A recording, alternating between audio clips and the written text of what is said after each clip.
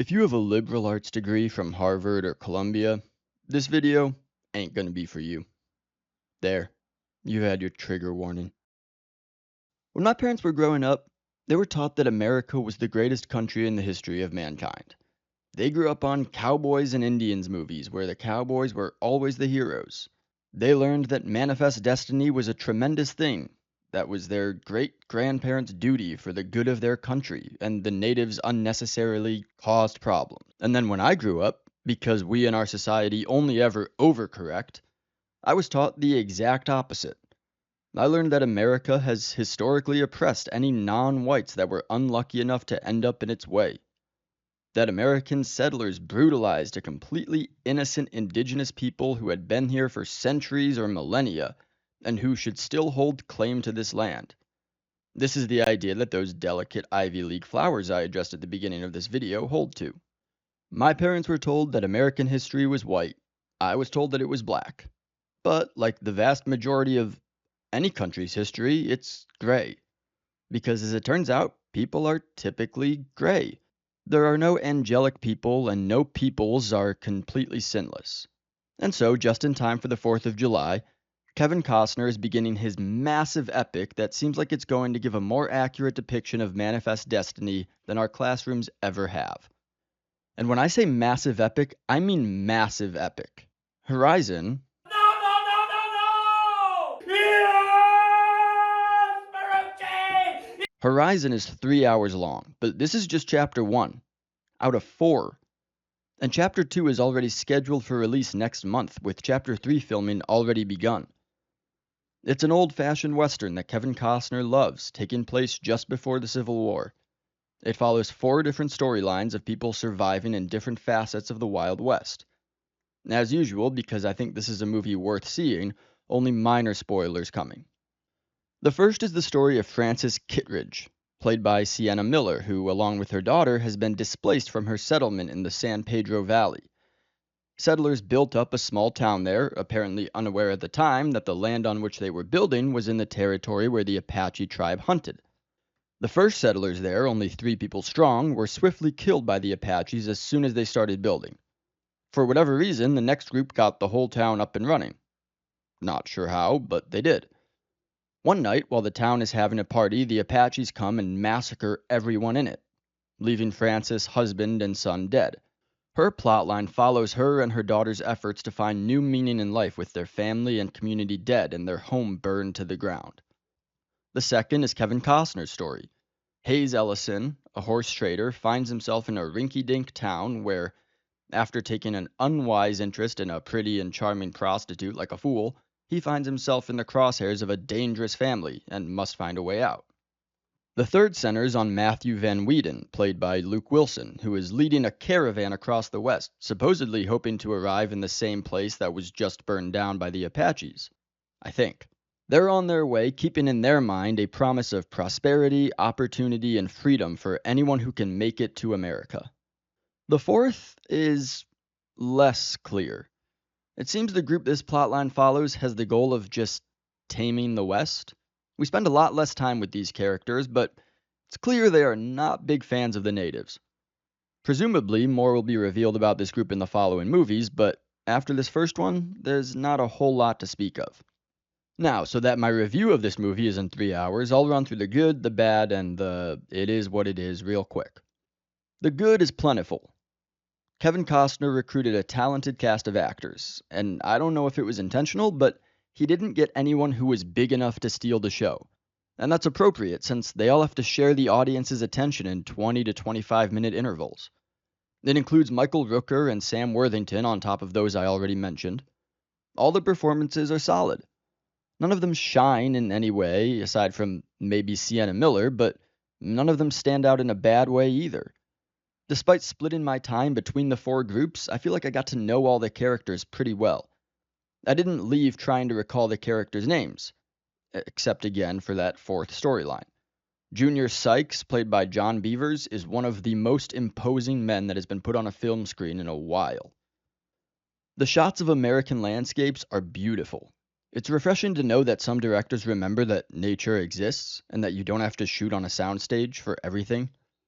The locations all feel different enough that you don't get too confused as to which storyline you're watching, which is a risk that must be mitigated in a movie following multiple plot lines. All in all, it's a pretty well written and well shot film. Nothing crazy, this isn't going to be Lord of the Rings, even though it will be about as long by the time it's all said and done, but the plot, world building, and character development pillars of storytelling are all on solid foundations. But now for the bad. The bad really comes down to the project's scope and structure. This is a huge, sprawling story. Currently, all that connects them is a flyer that appears in each one advertising land and prosperity in a promised land called Horizon. The pacing isn't horrible considering it's a 3-hour movie, but I still think Costner should have made some difficult sacrifices and cut down some scenes. Or ditched one of his storylines altogether. Probably the fourth one. I'm also unclear as to the timing of everything. Horizon, an American saga, purportedly takes place over 15 years, but I'm not sure if all 4 of these stories are happening concurrently and our characters are all going to age 15 years across the 4 movies, or if some of these stories are before the Civil War and some are after. I only recall seeing 1 year, 1859, at the start of the movie, so I assume the former, but I'm not sure since nothing connects these stories yet. And that's the problem that might exist with the structure of it all. It may not have been the best idea to shoot 4 different movies all following 4 different stories.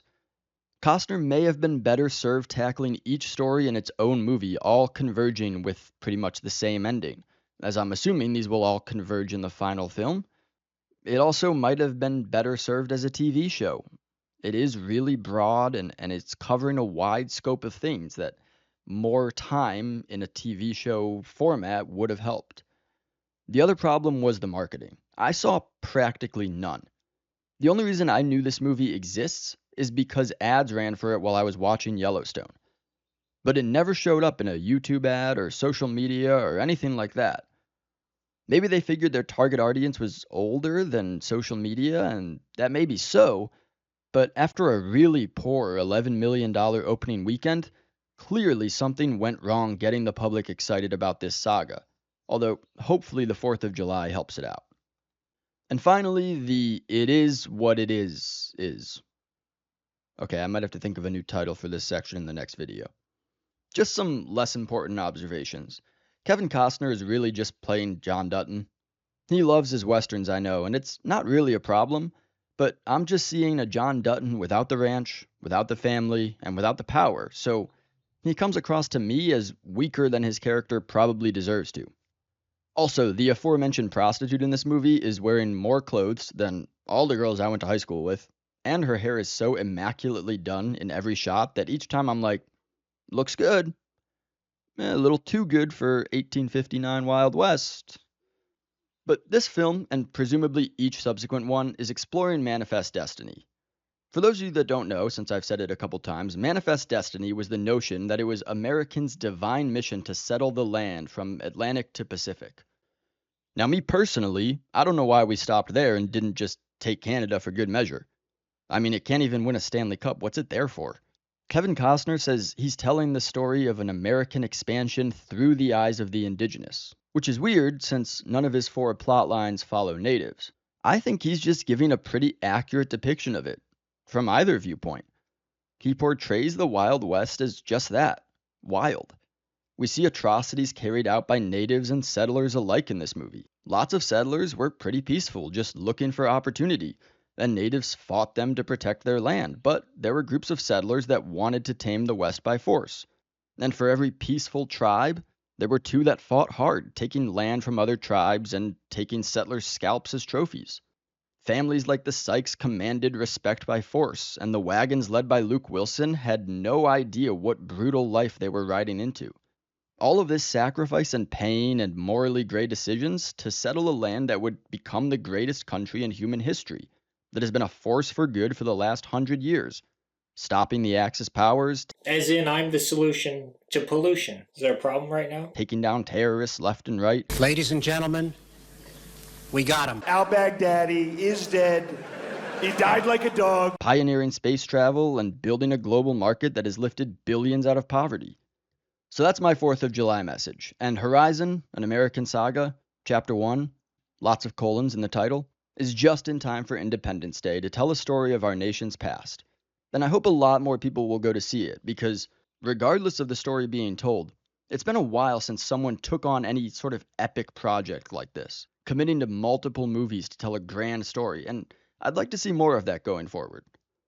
At the very least, it's a good break from watching The Acolyte. All right, the sauce. What? The sauce. I don't know. You're using too much sauce. Okay? Review's over.